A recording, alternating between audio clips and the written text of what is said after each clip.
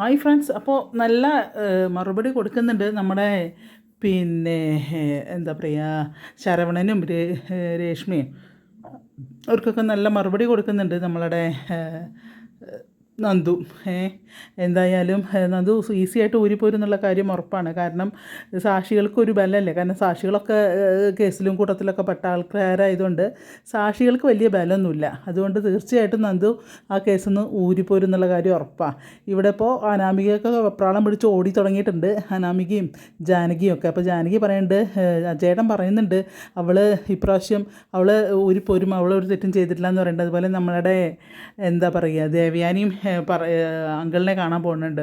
അപ്പോൾ മൂപ്പരോടും ദേവയാനിയും പറയുന്നുണ്ട് അവൾ നല്ലൊരു കുട്ടിയാണ്, അവളൊരു ആഗ്രഹത്തിന് അവളുടെ അതായത് ഒരു ഇതിന് വേണ്ടി പ്രയത്നിച്ച കുട്ടിയല്ലേ, അപ്പോൾ അതുകൊണ്ട് അവൾ തീർച്ചയായിട്ടും ഊരിപ്പോരും, അവൾക്കൊരു കുഴപ്പം വരില്ല എന്നൊക്കെ അങ്ങനെ പറയുന്നുണ്ട്. അതുകൊണ്ടാണ് ഞാൻ അങ്കിളിനെ കാണാൻ വേണ്ടി വന്നതെന്നൊക്കെ പറയുന്നുണ്ട്.